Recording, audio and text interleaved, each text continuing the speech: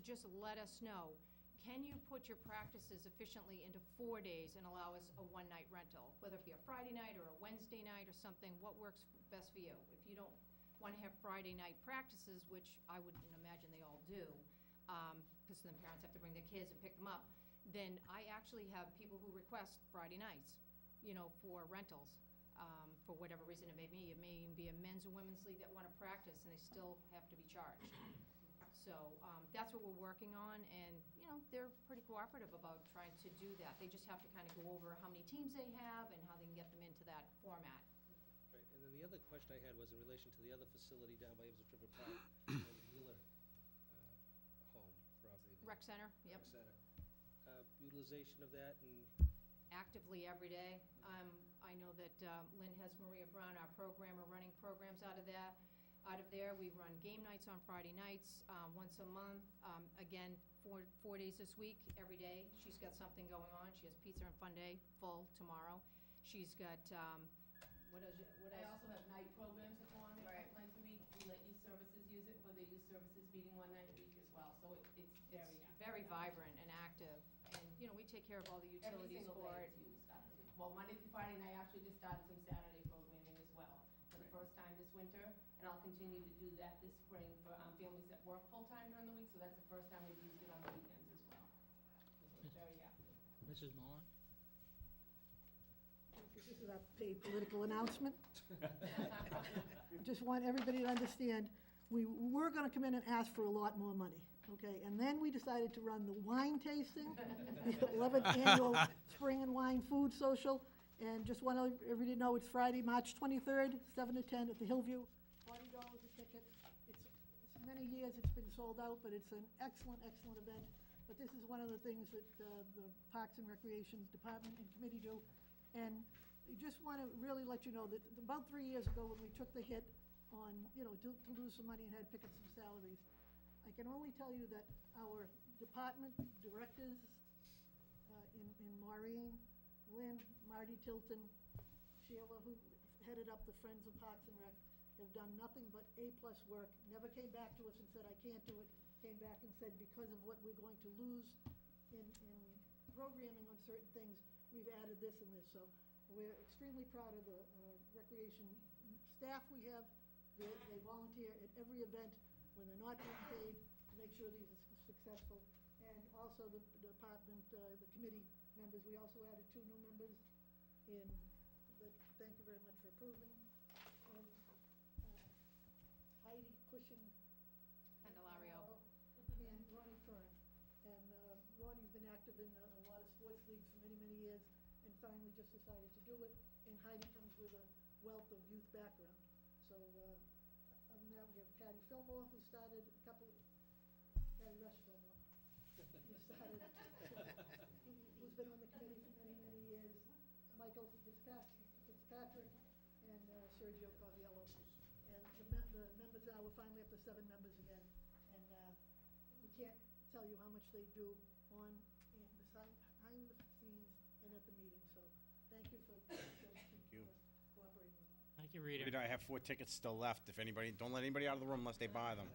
yeah, but you charged me 80 a ticket. He charged me 60. It's like Ticketmaster, he puts a little juice on it. Hey, they sell out. 14 restaurants? 17 restaurants. Looking forward to it, as always. And it's For beer those and for wine. those that haven't attended one of these events, I strongly recommend it. It's a great time, great food, lots of fun, lots of good wine to sample, and those that drink beer, there's even beer to sample. And I take it you're having a silent auction too? Yeah. Lots of fun, great evening, should come. And without it, Thank we you. wouldn't have a bathroom or Right. Great enhancements. Any other questions for recreation? Nope, as Mr. Prisco said, good bang for the buck here. Can't Really beat it. good. Thank you. You do a wonderful Thank job. you very much. I do have some money for you. Yes, we do accept Visa and MasterCard. And we Mr. actually- Fody, though, he owes you over there.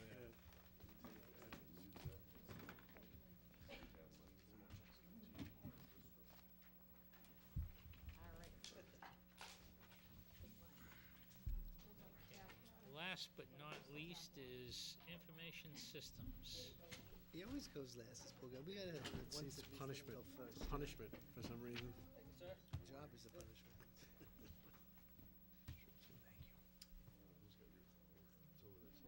Oh, it's right here, read again.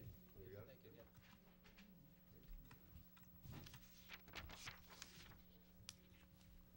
Gene?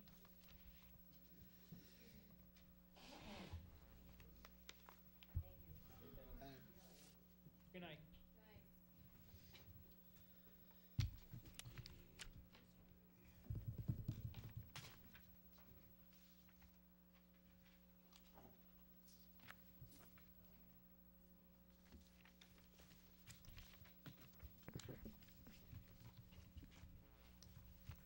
Is everybody ready?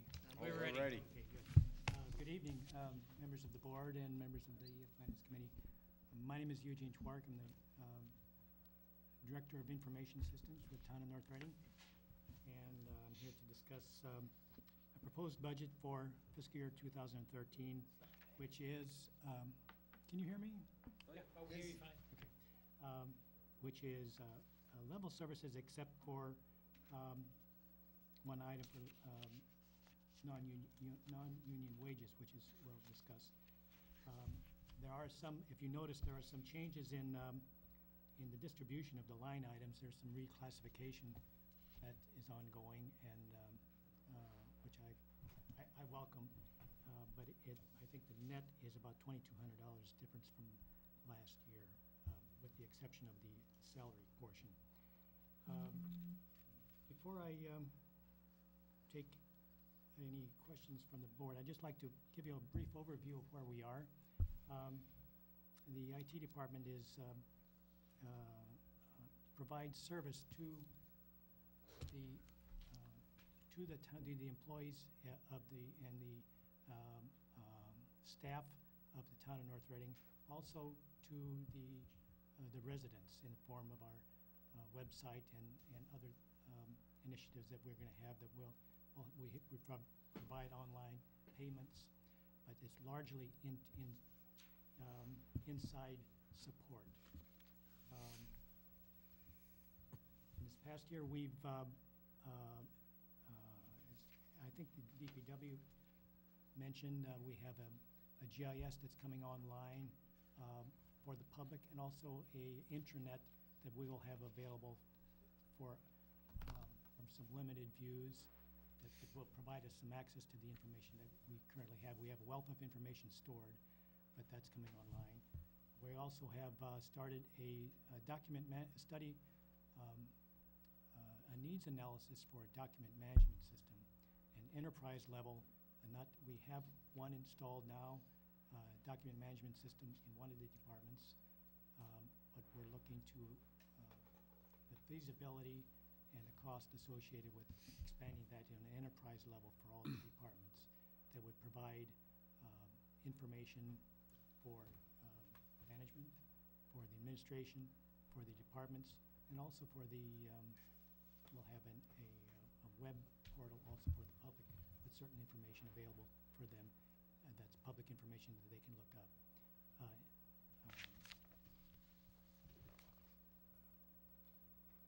And our day-to-day activities are largely in support of the current systems we have. We have taken an initiative to increase our online storage so we can be positioned for disaster recovery. By that I mean we can have images stored of our current fleet of servers and computers and that are able to react to an event like that. And we're upgrading our Active Directory domain services, and that's coming up. We have a new server coming up. Actually, it's being delivered on the 15th, which would be Thursday. So we hope to have that. If this meeting would be 2 weeks from now, I think I could tell you it's in place, but it's not. We also, I'd like to speak to something that the town administrator has asked me for some time ago.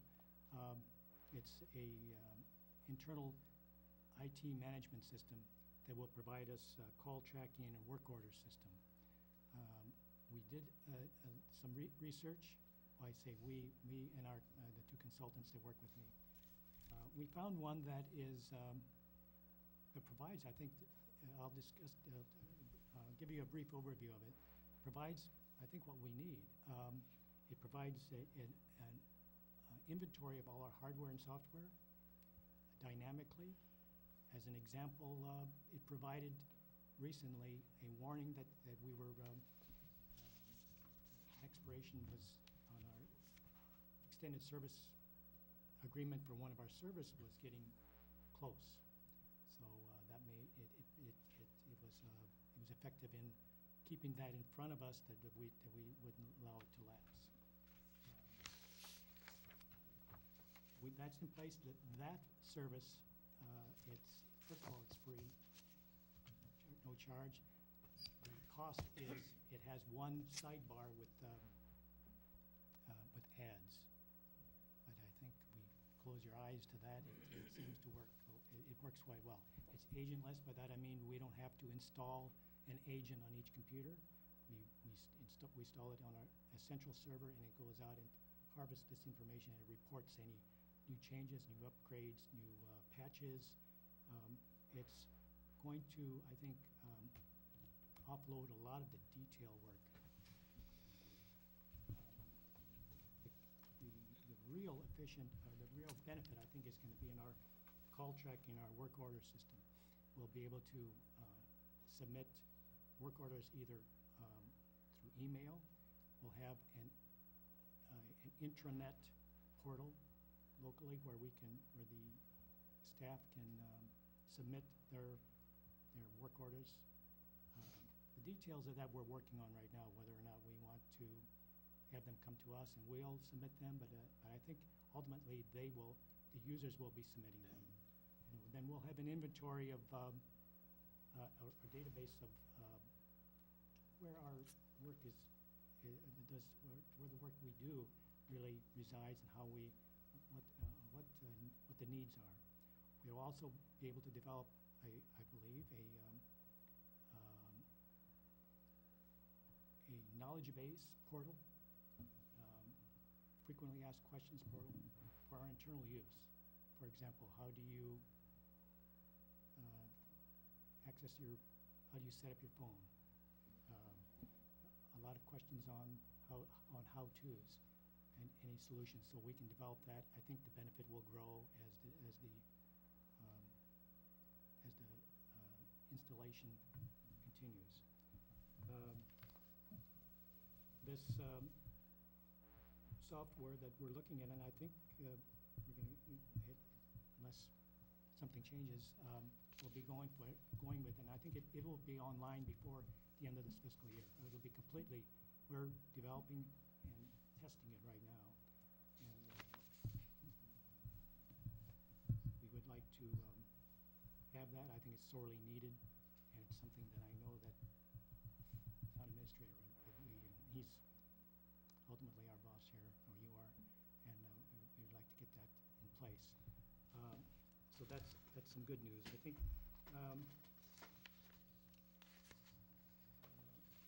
If I just may add a few other things that, along the lines with the work order system, we're looking into proxying to users' computers when they do have an issue. So when the work order comes in, we can locate that user's computer and go directly to it, rather than the system that's in place right now. Gene has to get up from his office and go to whatever site the issue is occurring at, whether it's at the police station, the library, the fire station. He doesn't physically have to go there. We can troubleshoot it from the IT department, as well as looking at, along the same lines, is currently when we install updates on users' computers, we go to each user's computer, which is very time consuming. So we're looking at a software as well to proxy to the user's computer and have the update, download from the IT office rather than going to the individual office. thank you, Liz. For those that may work with it, we plan to use Windows services, update services, to push out